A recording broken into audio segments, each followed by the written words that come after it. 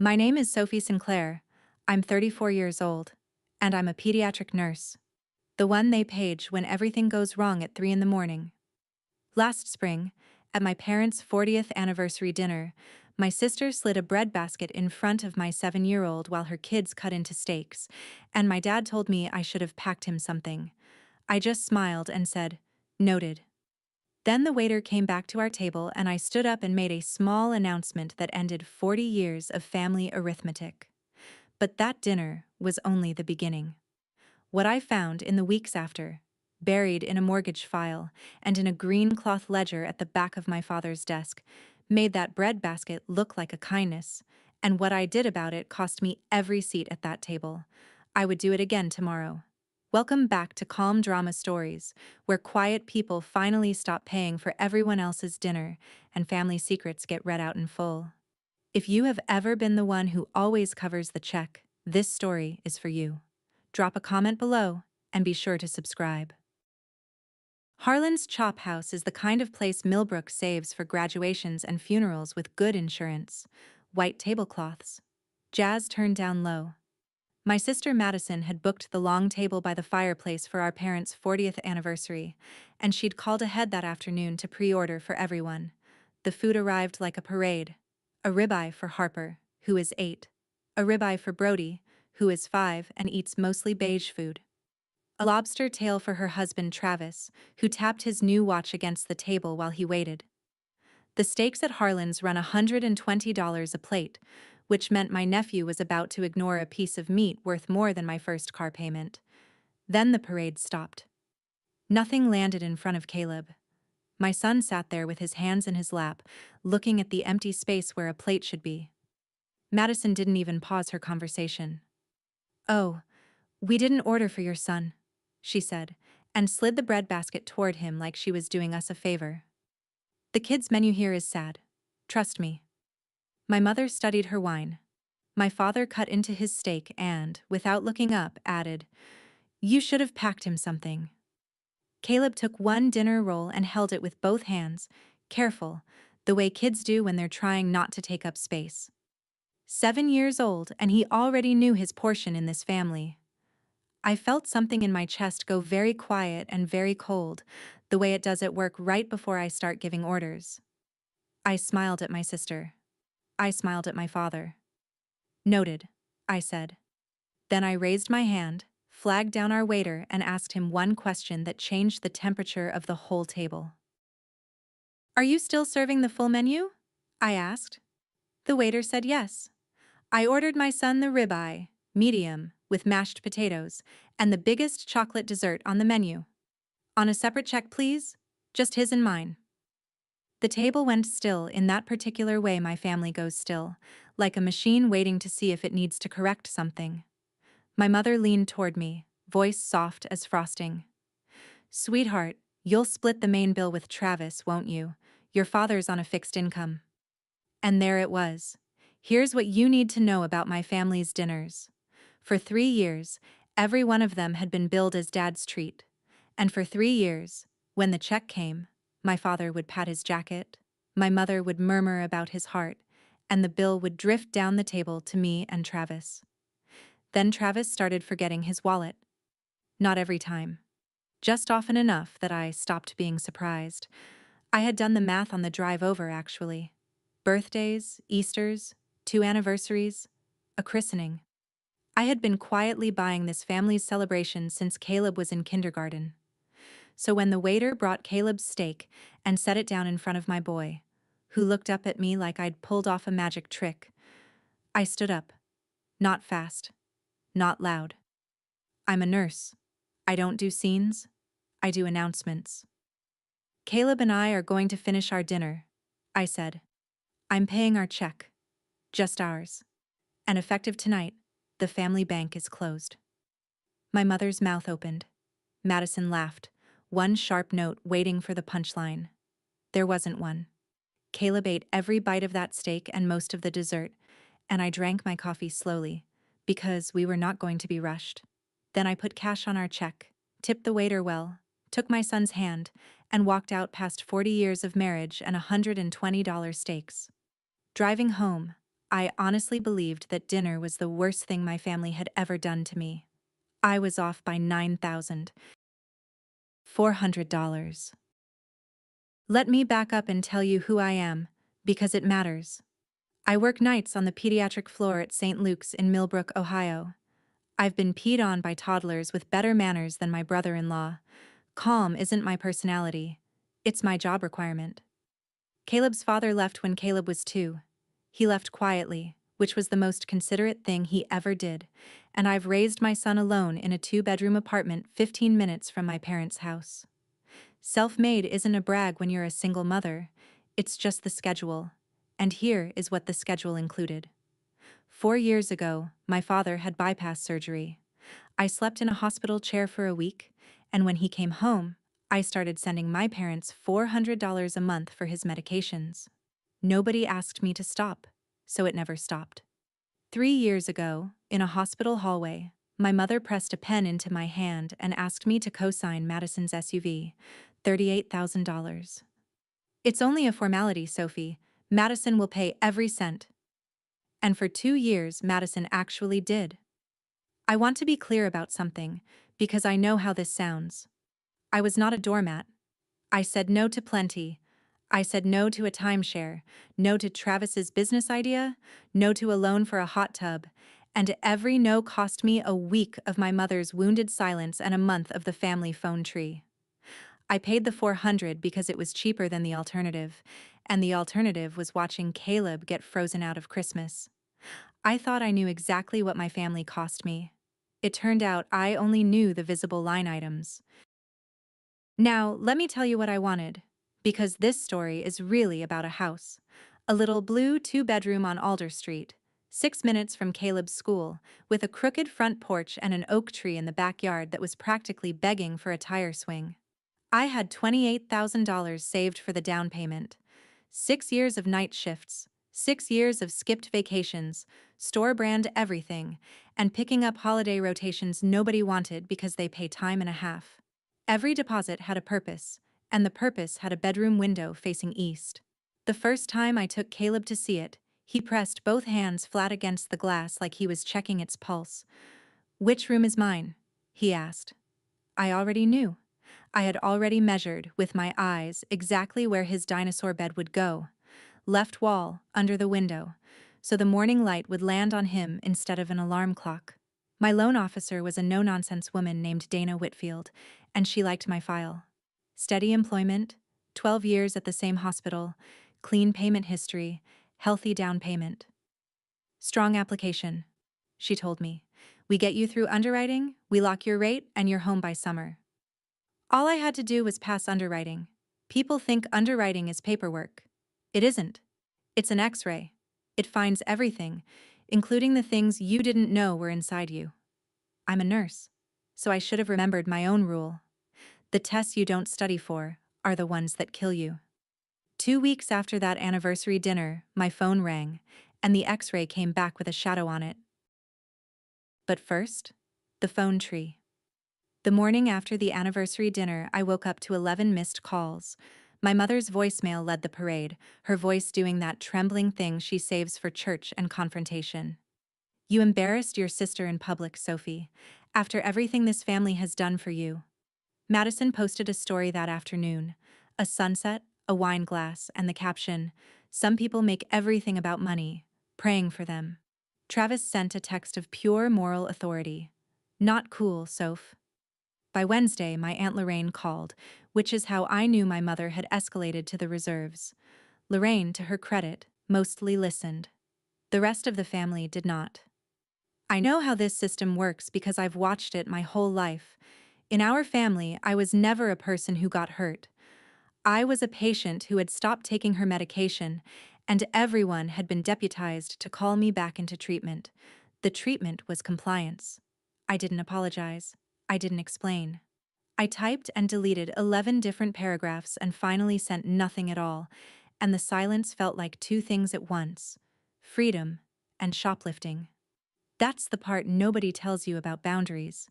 The first ones feel like theft, because you were raised to believe the thing you're taking back never belonged to you. Sunday night, My mother sent one final text, and the sweetness of it should have been a warning. We'll discuss this at Sunday dinner next week, sweetheart. We are still your family. Everything in this family is accounted for. I read it as a peace offering. I was wrong. It was an accounting term, and my mother has never once used an accounting term loosely. I went to that Sunday dinner because Caleb asked to see his grandpa, and because I don't hide from rooms. We were barely through the green beans when Madison unveiled what she called an opportunity. Harper had been accepted to Brookfield Academy, a private school with a crest and a waiting list, and the deposit was $4,000, due Friday. She looked at me the way you look at a vending machine. You're her only aunt, Sophie. I set down my fork. No. That was the whole sentence. I've learned not to attach an essay to it, because essays are just handles for other people to grab. The air in the dining room turned to glass. My father pushed back his chair and went out to the porch. Brody asked if anyone was going to eat the last roll, which honestly was the sanest question asked all night. My mother stood, smoothed her skirt, and asked me to help her in the kitchen, which in our house is not a request. She ran the water so no one would hear, and what she said next, she said gently. The way you explain rules to a slow child. Every family runs on contributions, Sophie. Madison contributes the shine, the grandchildren, the holidays, the family we show the world. You contribute the steady. That is the order of things, and you have always been so good at it. I looked at my mother and understood she wasn't being cruel. She was reading me my job description. On the drive home, my phone lit up with Dana Whitfield's number and my stomach dropped before I even answered, because loan officers do not call at 7 on a Sunday evening with good news. Sophie, she said, we need to talk about your credit file. Can you come in tomorrow? Dana's office smelled like burnt coffee and printer toner, and she didn't waste either of our time. Underwriting flagged 2 items, she said, and turned her monitor toward me. Flag 1, I already half expected, though seeing it still made my ears ring. The SUV I co-signed for Madison was 90 days past due. She had stopped paying in the winter, around the time I'd later realize that Travis's watch got an upgrade. And every missed month had landed on my credit like a dropped tray. My score, the one I'd spent 12 years keeping spotless, had a dent in it the size of a $38,000 truck. Okay, I said, writing it down. Because writing things down is how I stay calm. That one I can explain. What's the second flag? Dana clicked once. The visa ending in 4417. The balance is $9,400, but the payment history is actually perfect. We just need to document it. I looked at the screen. I looked at her. Dana, I don't have a visa. The room got very quiet. She scrolled up, slowly.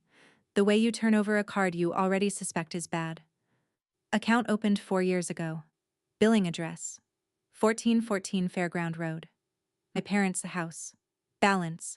$9,400. Minimum payment made on time, every single month, for 4 years. Never late, never flagged, never once mailed to me. Somebody had opened a credit card in my name, and then, this is the part that still gets me, somebody had protected it. Faithfully. The way you maintain a machine you plan to keep using. Dana folded her hands and asked the gentlest brutal question I've ever heard. Sophie, whose handwriting would be on that application? I didn't answer. I was staring at the open date. The card was born the same month as my father's bypass surgery, the same month I was sleeping in a hospital chair holding my mother's hand. That night I worked a full shift, because sick kids don't care about your family drama, and there's a mercy in that. Then I came home, poured coffee at 1 in the morning, and pulled my credit reports from all 3 bureaus. Nurses chart before they diagnose. You write down what is true, in order, before you let yourself decide what it means. So I charted. The visa ending in 4417 was opened online, 4 Aprils ago. The email on the account was a string of letters I'd never seen, but the recovery phone number was my parents' landline, the same number I'd memorized in 2nd grade. Then came the transaction history, 4 years of it, and reading it was like watching someone else live a comfortable little life wearing my name. The pharmacy on Route 9. The grocery store. My mother's salon, every 5 weeks, regular as a tide. And Harlan's Chop House. Again and again, Harlan's Chop House. Birthdays, Easter. I scrolled back to last spring and found the anniversary dinner itself, the night of the bread basket, and sat with that for a minute. My nephew's $120 steak, the one carved in front of my hungry son, had very possibly been charged to a card wearing my name. My father patting his jacket. My mother murmuring about his heart. Dad's treat. I didn't throw anything. I want that on the record because I was tempted. I made a spreadsheet instead, with dates and amounts, and I labeled the tab the way I'd label any chart, in plain language, no adjectives. Then I sat back and looked at the one fact the spreadsheet couldn't explain away. There were 2 people living in that house on Fairground Road. Only one of them kept the books. I drove to Fairground Road on my day off with the printouts in a folder because I wanted to watch my mother's face when she saw them. I have spent my career reading faces the moment bad news lands. Fear looks one way, guilt another. My mother, Carol Sinclair, looked at 4 years of fraud in her own kitchen and showed me a third thing entirely: administration. She read the first page, took off her glasses, and folded them with a little click. "Your credit was the best in the family," she said. "We put it where it would do the most good. Family shares, Sophie." No flinch. No denial. She said it the way a treasurer reads minutes. I asked her if she understood what she'd done, and she straightened, offended at last. But at the wrong thing. Not one late payment in 4 years. Not one. I protected your name like it was my own. That's when I understood the size of what I was standing in. My mother did not believe she had stolen anything. In her mind, she was managing a shared family asset, and the asset was me. I told her I needed the account closed and my name clean, that I was buying a house. She actually laughed, one small note, and tipped her head. A house. And who put braces on those teeth, Sophie? Who paid for the gas that got you to nursing school? You were an investment. Investments pay out. That is the order of things. There it was again. The order of things. Like arithmetic handed down at Sinai. Noted, I said. And this time, the word didn't feel like manners. It felt like a pen, scratching a line into a book she couldn't see. The whole time we talked, my father stood in the kitchen doorway, drying the same dry cup. He never said a word. I told myself he didn't know. I needed one parent who didn't know. I found my father in the garage the next evening, because the garage was ours. Growing up, that's where he taught me to change oil and check a battery, where he'd slip me a soda and we'd hide together from whatever storm was blowing through the kitchen. He was at the workbench, wiping his hands on a rag, and he kept wiping them long after they were clean. "Did you know?" I asked. No folder this time. Just the question. My father is not a talker, so when he finally spoke, I heard how long the answer had been rehearsed. "Your mother has kept this family fed for 40 years, he said. "A card inside the family isn't stealing." He looked at me then, and his eyes did something his words wouldn't. They apologized. "Don't make this big, Sophie, please. I don't have the strength for big anymore." I stood there in the smell of motor oil, doing the one kind of math I'd never let myself do. Then he made it worse because he thought he was making it better. "Anyway, the card's how Madison keeps that truck moving. Your mother lets her use it for gas. You'd rather your sister was stranded with 2 babies?" The truck. The SUV with my signature on it, 90 days delinquent, still rolling around Millbrook on fuel charged to a card wearing my name. My father, the man who taught me to check the oil, had handed it over himself. I didn't yell. There was no one in that garage to yell at. Just a tired man who had traded his spine for quiet, one small surrender at a time, over 40 years. I kissed his cheek, because he's still my dad. But I walked out of that garage with one less parent than I'd walked in with. Dana set up a call with the card issuer's fraud department, and by Thursday I was sitting in her office learning that the road forked, with no third path. Option 1. Absorb it. Pay or settle the $9,400, treat it as my debt, and keep the family peace. But the balance would sit in my debt-to-income ratio like a stone, my score would need months to heal, and my rate lock, 60 days, starting that Friday, would expire long before I did. The blue house would go back on the market, and some other family's kid would get the east-facing window. Option 2. Call it what it was. File a formal identity theft report, sign a notarized affidavit, and open a police report. The issuer would suspend the disputed balance from my liability and send documentation my underwriter could accept. The house stays possible. The timeline holds. There was just one line item in option 2 that wasn't money. The affidavit requires you to name the person who used your information, not a family member. A name. Dana slid the packet across the desk and said the truest sentence I heard that whole year. Fraud isn't fraud until you're willing to name the person who did it. If you've ever pulled your credit report with your heart in your throat or found out that family had been quietly spending your name, tell me in the comments what you did. I read everyone. And if you're still here, subscribe. Because the dinner where everything finally ended is coming, and I want you sitting next to me for it. I took the packet home, but before I signed anything, I wanted my SUV co-sign papers. And here's the thing. My copy was missing the page with the payoff terms. My father kept every document in that house in one drawer. First, though, I tried to be reasonable, because I wanted to be able to tell Caleb someday that I'd tried. I asked for a family meeting, and I came with an actual plan, typed and stapled. My parents transfer the Visa balance into their own names, a balance transfer, one afternoon of paperwork. Madison and Travis refinance the SUV into their own names and take my signature off it. Nobody calls the police. Nobody's name goes in a file. Everyone simply carries what is theirs, which I realize now was the most radical thing anyone had ever proposed at that table. Travis crossed his arms and delivered his expert opinion. Nobody refinances at these rates. That's just financial illiteracy, Soph. This from a man whose truck payment I could see from my credit report. Madison went liquid. Real tears. That's the thing about my sister. The tears are always real. They're just always for herself. You'd put Mom in a police file over a credit card? What is wrong with you? And I watched it happen. Right there over the pot roast. The reframe. In the space of one dinner, the woman whose name had been stolen became the woman attacking her family. My mother let the noise run its course, then folded her napkin and issued the ruling. This family does not sign papers against each other. I looked around the table and did something I don't recommend unless you're ready for the answer.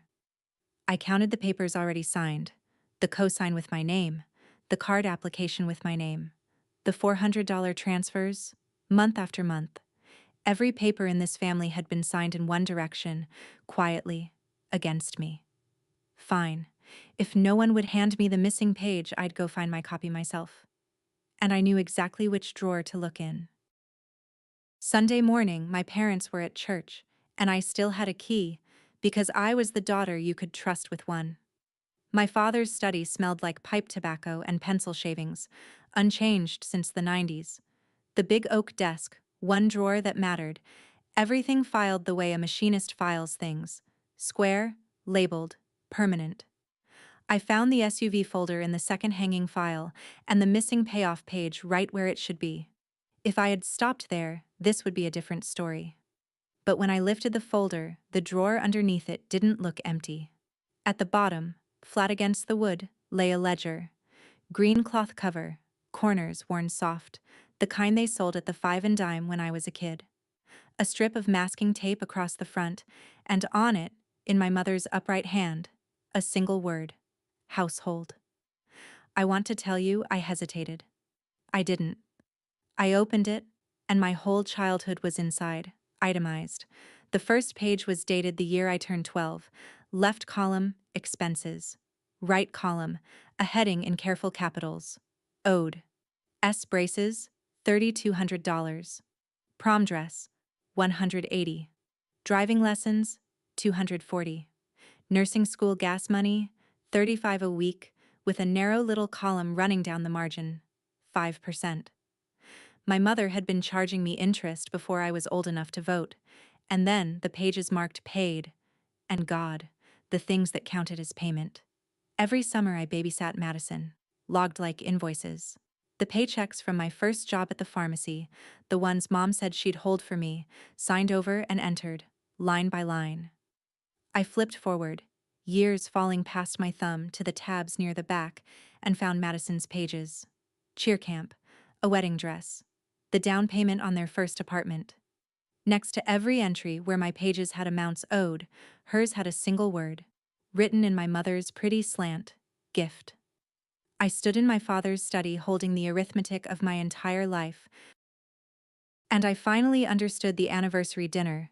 The breadbasket wasn't a mood, it was policy. And then I turned to the newest page where the ink was still dark, and the newest page didn't have my name on it. The heading on the newest page was a single initial. C. It started last year. School shoes, $62. The sneakers my mother gave Caleb in September, the ones he wore to bed the first night because he loved them too much to take off. Birthday bicycle, $180. The red bike from Grandma and Grandpa. Streamers on the handlebars. My boy wobbling down the sidewalk while my father held the seat. Gifts. That's what we'd called them.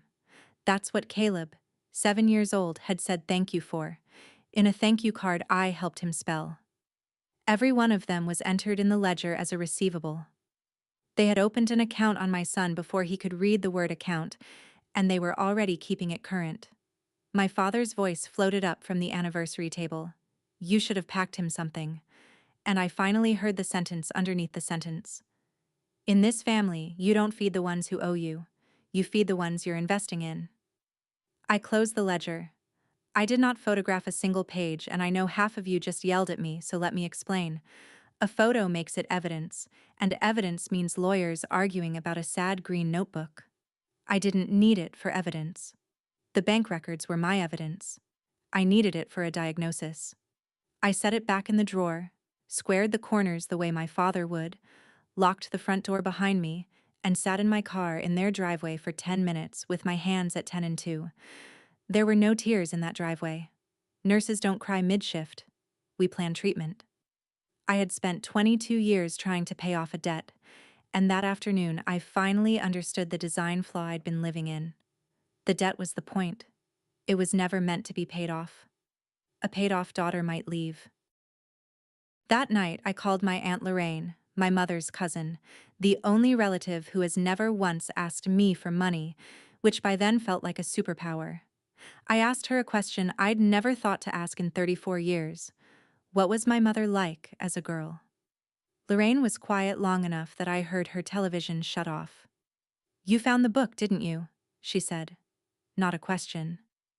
And then she told me about the jar.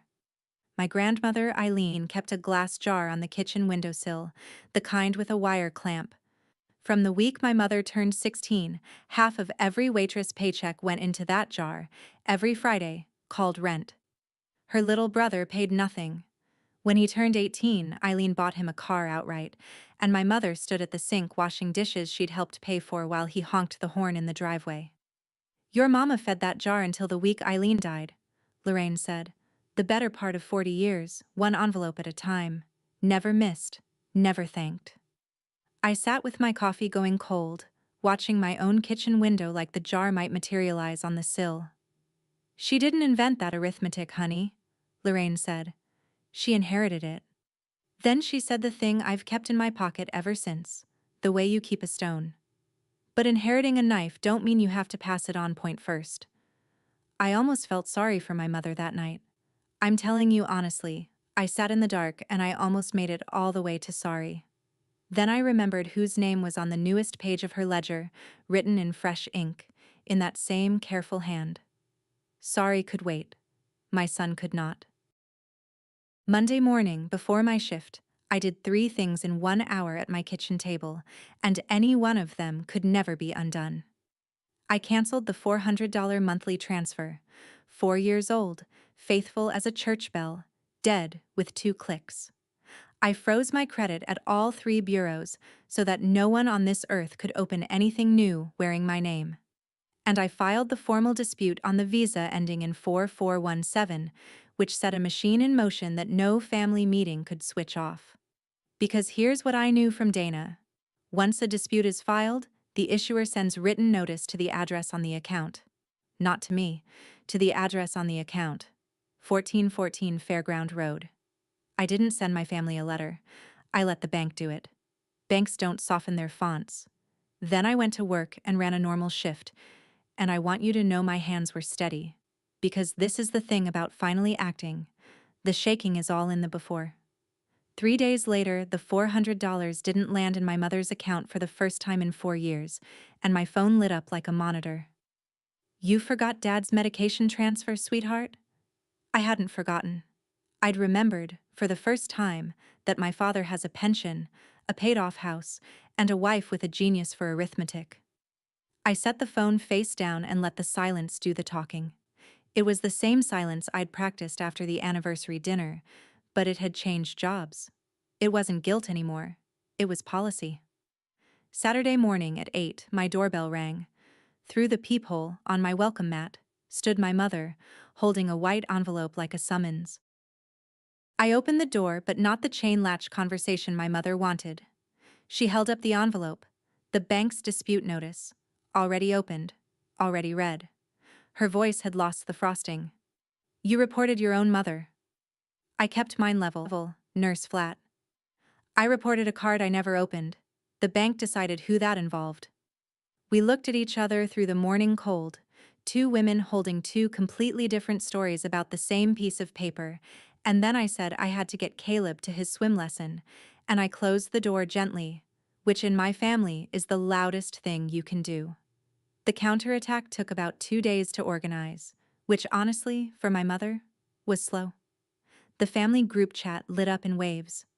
In her version, I was drowning in stress, raising a boy alone, confused about accounts I'd surely agreed to years ago and forgotten. The word paranoid was typed by a cousin and not retracted. Her church circle heard she was being persecuted by an ungrateful daughter. 2 aunts went quiet on me. One uncle sent a thumbs up to something I can't unknow.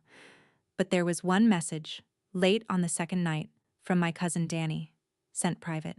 You okay?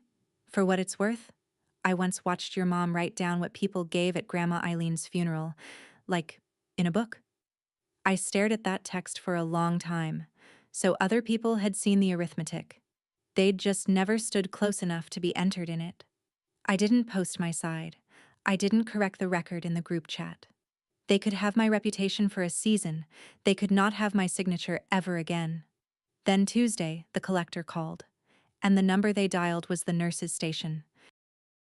There's a phone at the nurse's station that exists for surgeons and parents, and on Tuesday, in the middle of MedPass, it rang for me. A collections agent calling about a delinquent auto loan on the pediatric floor of St. Luke's. It turned out Madison had listed my work number as a reference on the loan paperwork. Of course she had. And 90 days of her silence had finally rolled downhill to a stranger reading a script to a nurse holding a med cup. My charge nurse Tanya handed me the message slip with the careful non-expression we use for families in denial, and I felt heat crawl up my neck. Not guilt, exposure. My family had finally billed me at the one address I'd kept clean. On my break, I called the agency back and did what I do best, which is procedure.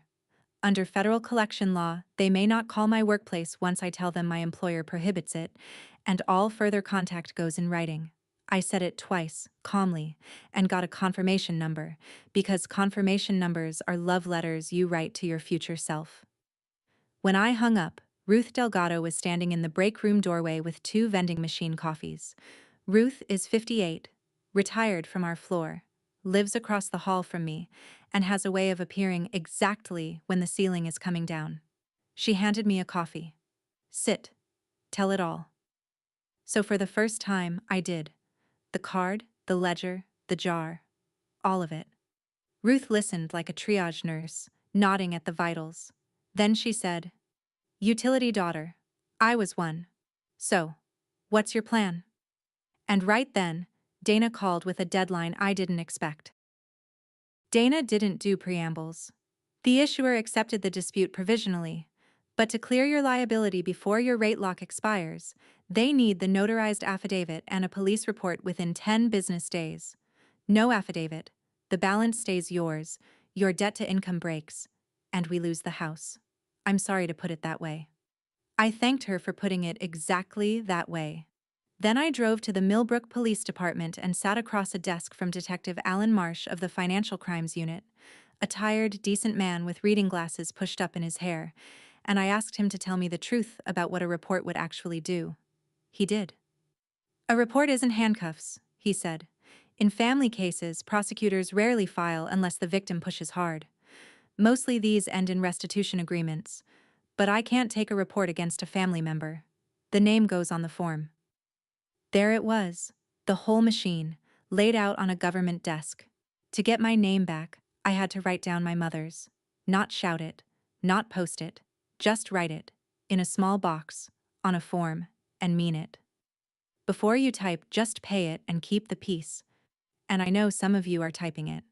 I want you to picture the newest page of that green ledger, the one with a 7-year-old's initial at the top.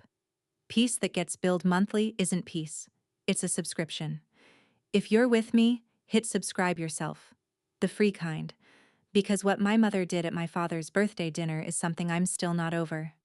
That night, the affidavit sat on my kitchen table, notary page blank. It sat there through 3 shifts, 3 school runs, 3 suppers. I'd stopped being afraid of my mother. I was afraid of the mirror, of becoming a woman who files paperwork on her own mother and calls it love. Sunday evening, Madison finally texted me directly, which told me the family had run out of intermediaries. Dad's in the ER. Chest pains. Happy now? I left Caleb with Ruth and drove to St. Luke's, and I want to be honest about the drive. Half of me was a terrified daughter, and the other half was a nurse who had already noticed the timing. Both halves parked the car. In the ER, they'd already run his blood work. His troponin was negative, his EKG was clean, and the working diagnosis was anxiety and reflux. A body keeping the books its owner refused to open. He would be fine. I stayed anyway, in the chair by his bed, because love doesn't wait for the test results to decide whether to show up. At 2 a.m, my father woke, found my wrist and held it, and in the hum of the monitors he finally talked. He told me about the night of his own wedding, how my mother, in her going-away dress, had my father drive her past Eileen's house so she could put her envelope in the jar before the honeymoon. He told me that the day Eileen died, my mother stood at the sink and washed that jar, dried it, and set it in the cupboard like an heirloom. She doesn't know another way to love, Sophie. It's the way she was taught. The jar was the whole language. And for one long minute in that dark room, I saw her, 16, in a diner apron, sliding half of everything she'd earned across a counter toward a woman who never once said thank you. I held that girl in my mind, and I ached for her, truly. But pity is not a payment plan. When I stepped into the hallway, my mother was standing at the far end under the exit sign, eyes red, and she opened her mouth and began the last offer she would ever make me. We sat in the empty ER waiting room at almost 3 a.m, under lights that flatter no one, and my mother laid out terms like a woman who had consulted someone because she had. Here is what will happen, she said, even-voiced. You will withdraw that dispute. You will settle the card quietly. It's $9,400, you have it. You will resume your contribution to this family. And Saturday, you will come to your father's birthday dinner at Harlan's and sit in your place, and none of this will ever be spoken of again. She smoothed her coat over her knees. And if you file those papers instead, hear me, Sophie. You will not have a family, and Caleb will not have grandparents. You'll have done that to him, not me. There it was. My son, slid across the table like a chip. I asked her quietly if she'd ever once done the math the other direction, what the family owed me. She looked at me with genuine confusion, as if I'd asked her to divide by 0. And then she said the thing that told me the whole story, hers and mine, and the jars. I paid my mother until the day she died. Every week. I never complained. I never counted. She caught herself, but we both heard it. She counted everything. It's your turn. That is the order of things. My turn. not a wrong to be righted, a shift to be covered. Like the debt was a family business handed down and I was refusing my inheritance. I stood up and buttoned my coat. Noted, I said. On the drive home, and I know how this sounds, I laughed once, alone, at a red light. Saturday. Same restaurant. Probably the same table. My mother does love a full circle. As it happens, so do I. Wednesday, Ruth sat me down at her kitchen table, read the affidavit front to back through her drugstore glasses, and pushed it back across the placemat. She asked exactly one question. What are you more afraid of losing? Your family, or your job title in it? I opened my mouth to answer and nothing came out, and Ruth nodded like a nurse reading a monitor, because the silence was the vital sign.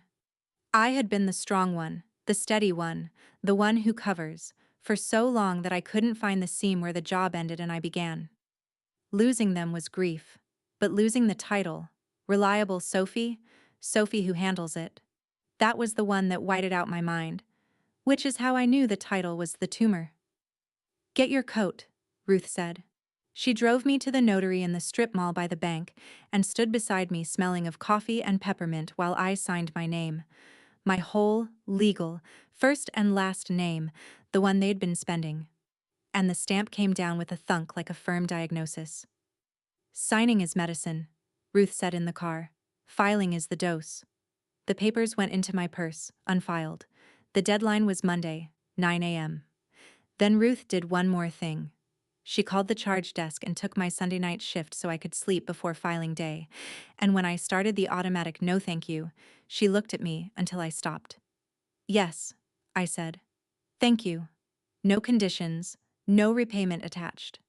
It had taken me 34 years to say it plain, and between me and that Monday deadline stood exactly one birthday dinner. Friday night, I was folding laundry when Caleb appeared in the doorway in his dinosaur pajamas, holding the stegosaurus he only carries when something is heavy. He climbed onto my bed, arranged the stegosaurus with great ceremony, and then asked the question he'd been carrying since spring. Are Grandma and Grandpa mad because of me? Because you bought me the steak? 7 years old. They had held the account open in his name for 1 year, and he was already trying to make the first payment. That is how it starts.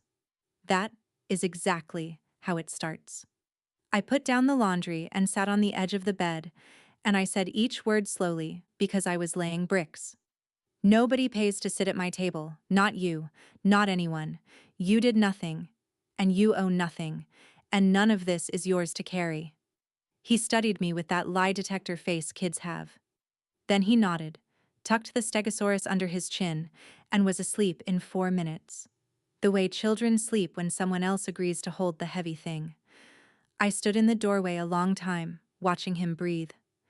I had already decided to go to the birthday dinner. Not to perform, and not to fight. To finish it properly, face to face, the way you close a chart before you leave a shift.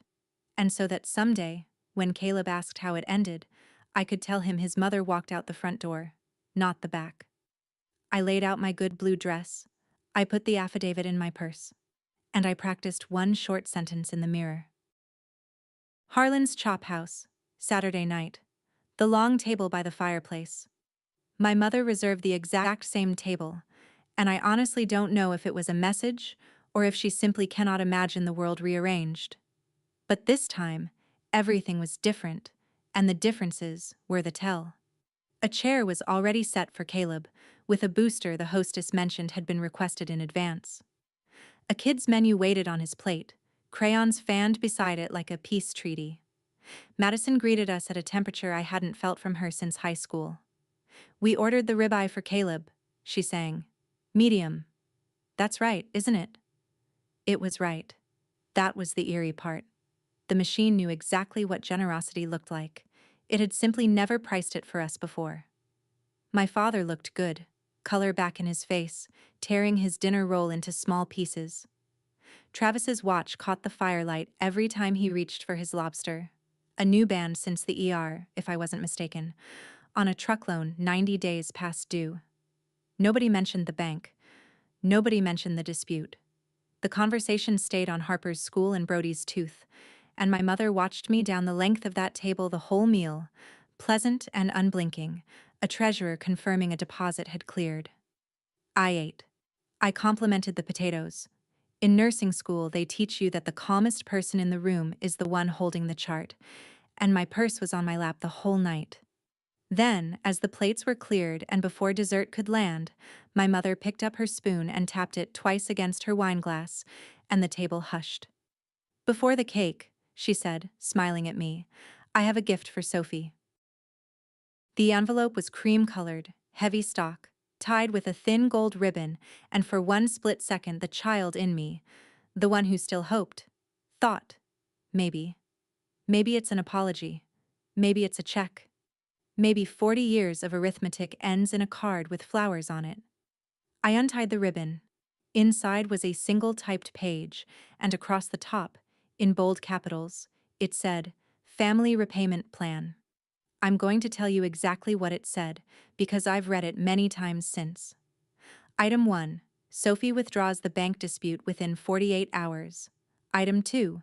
Sophie assumes the Visa balance as a family matter, handled privately. Item 3. Sophie resumes monthly support, adjusted from $400 to $500 for cost of living. Item 4. And this is the one I want you to sit with. In exchange, Caleb receives full family access. Holidays, birthdays, grandparents. My son's grandparents, offered back to me at a rate increase, in exchange for my signature. There was a line at the bottom for that signature, with the date already filled in. My mother's handwriting on the date. Of course, the machine does not apologize, it issues terms. My mother folded her hands and addressed me in her blessing voice, the one she uses for grace before meals. "Sign it, sweetheart. Tonight for your father's birthday, and this family will be whole again. Family means nobody counts what it costs." I want you to hold that sentence next to the green ledger with the 5% interest column, because I did. The greatest lie my mother ever told, and she told it as a toast. Madison produced a pen from her bag. Travis's pen, the gold-capped one. I looked at the pen. I looked at my son, halfway through a ribeye he did not have to earn, and I stood up. The last time I stood up at that table, I made an announcement. This time I didn't raise my voice at all, and that's why every head at the table leaned in. I've learned that from years of night shifts, that the quietest voice in the room sets the volume. I looked only at my mother. "Before I answer, I want to tell you something I know," I said. "I know about the jar on Grandma Eileen's windowsill. I know half of every paycheck went into it from the time you were 16, every Friday, called rent. I know your brother got a car and you got the dishes. And I know you carried an envelope to that jar on the night of your own wedding." My mother went absolutely still. Down the table, my father set down his fork without a sound. "You paid your mother until the day she died," I said. "And I think I'm the only person at this table who understands what that cost you. So I'm not going to shame you. I'm not going to read anything out loud. I'm not going to perform for the family the way this plan wanted me to sign for it." I touched the cream-colored page. "But the jar stops here, Mom. I'm not taking the handoff." Then I told her, plainly, in the voice I use for treatment plans, what Monday would hold. At 9 in the morning, the affidavit and the police report would be filed. I had told the detective I would not be pushing for charges. I said that clearly, and I watched Madison's shoulders drop half an inch. "I don't need you in handcuffs, Mom. I need my name back. The balance goes back to whoever made it. That isn't revenge. It's arithmetic. Your kind." My mother's voice cracked upward, for the first time in my life in a public room. "You ungrateful..." And then it simply stopped, because I hadn't moved, hadn't flushed, hadn't given her surface to strike. I laid the family repayment plan down next to the bread basket, unsigned, which felt like the correct filing location. I counted out cash for 2 meals, mine and Caleb's, and set it under the salt shaker with a good tip, the arithmetic of a woman who pays for exactly what her family ordered. "Noted," I said, one last time, to no one and to all of them, and then the sentence I had practiced in the mirror, the one that had been coming for 22 years. The ledgers closed. I helped Caleb into his jacket. He hugged his grandfather, said happy birthday in his church voice, and my father held on one beat too long, whispering something into my son's hair I couldn't hear.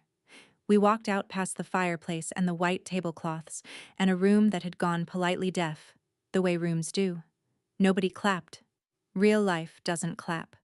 But the waiter, our waiter, the breadbasket waiter, still working that same floor, met my eyes at the door and gave me the smallest nod ever recorded. Monday, 9 a.m. I kept my appointment, and my hand did not shake. It was the only signature my family ever got from me that I read first. I was buckling Caleb into the back seat when I heard footsteps on the asphalt behind me. My father, moving faster than a man 6 days past a chest pain scare should move. Reflex took over. I met him and took his elbow, 2 fingers finding his pulse before either of us said a word. He waved me off, breathing hard, and stood there in the parking lot lights with his hands in his pockets. And for a moment he looked exactly like the man in the garage, hiding from weather. "I can't stand up to her," he said finally. "I want you to know I know that about myself. I ran out of that a long, long time ago." He looked at the restaurant window. "But I see all of it, Sophie. I always have. And what you did in there." He stopped, jaw working. He never finished the sentence, and I never needed him to. It was the closest thing to a defense he had ever offered me, delivered 40 years late, in a parking lot, out of her earshot. And I decided to keep it anyway. Some people can only love you in the parking lot. Through the window, I watched my mother straighten her napkin, spine perfect, and turn to Madison. She said something brief. Madison went very still, the way I imagine I used to. Travis looked down at his watch. The seat I had just emptied was already being refilled, because the machine does not grieve, it restaffs. I drove us home past the dark shop windows of Millbrook, and my eyes stayed dry the whole way. I had done my grieving in pieces for years. That dinner was just the receipt. The week after I filed brought 2 phone calls. One I expected, and one I truly didn't. The first call came Wednesday, from Dana, and she was almost cheerful, which for Dana is a standing ovation. The issuer's letter was in my file. The disputed balance was suspended from my liability pending investigation. Underwriting had accepted the documentation with my written explanation of the cosign history, and the rate lock would hold. "Congratulations, Sophie," she said. "The blue house is yours to close on." I sat down on my kitchen floor with the phone against my ear and let myself feel it.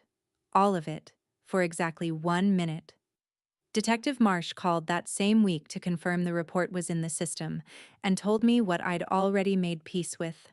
Cases like this, inside families, almost always resolve in a restitution agreement, quietly, through lawyers. "No handcuffs," he said. "Paperwork." "Good," I told him. "Some victories are paperwork. Those are the ones that hold."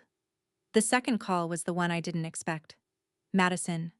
No preamble, no tears, and for the first time in years, no performance.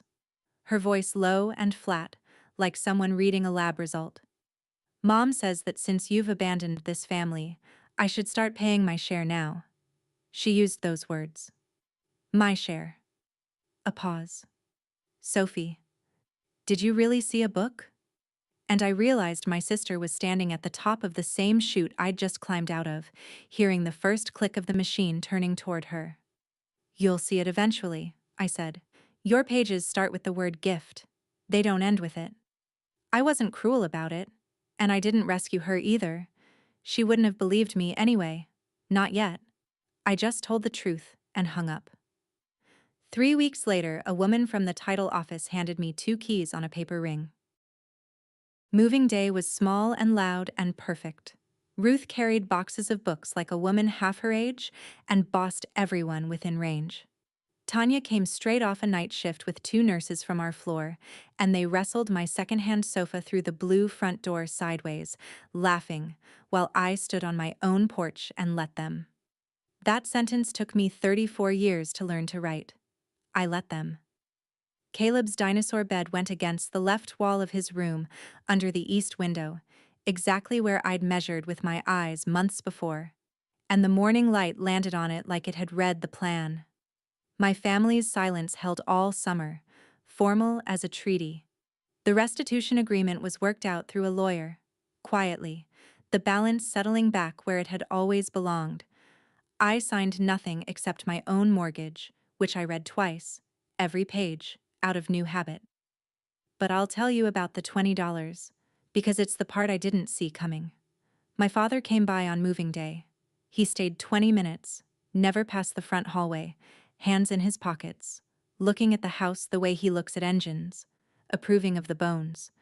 On his way out, he stopped in front of Caleb and pressed something into his hand, folded into quarters, the way men of his generation pass money, a $20 bill. And then my father, who had watched a green ledger swallow both his daughters' childhoods and said nothing for decades, leaned down to my son's ear and gave him the only inheritance that mattered. "Don't tell Grandma," he said, "and don't write it down." Caleb, who understood none of it and somehow all of it, solemnly shook his grandfather's hand. "That page of the ledger ends there, unbalanced, unbilled, free." These days, Saturday mornings belong to a diner 4 blocks from the Blue House, a place with vinyl booths and a waitress named Dot, who calls everyone baby. Caleb orders first. That's not an accident. That's the house rule. He gets the triple stack of pancakes with extra whipped cream, and nobody at the table asks whether he's earned it, and nobody slides him a bread basket, and nobody writes anything down. I didn't pack him anything. He ordered first. Last Saturday, in the middle of the pancakes, my phone buzzed. "Madison. Hey. Things are tight. Could I borrow?" I didn't read the rest. And I want you to notice what I didn't feel. No anger, no satisfaction, no old tug behind the ribs. Just a familiar diagnosis walking through a familiar door. I typed one line back. "No. But if you ever want out, I know the way." Then I turned the phone face down next to the syrup, which is where phones belong on Saturdays. Maybe she'll take me up on it someday. The machine is still running over on Fairground Road. Machines like that don't stop.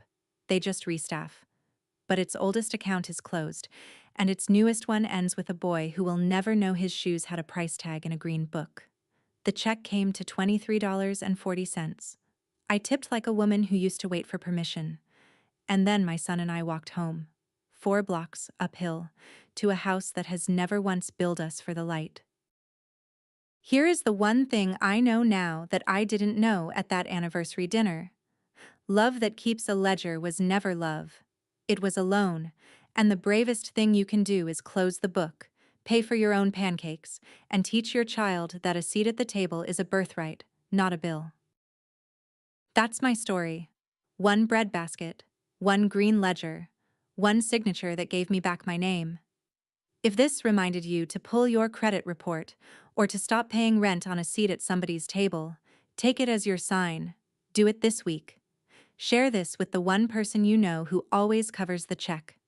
Drop a comment, hit subscribe, and I'll see you in the next one.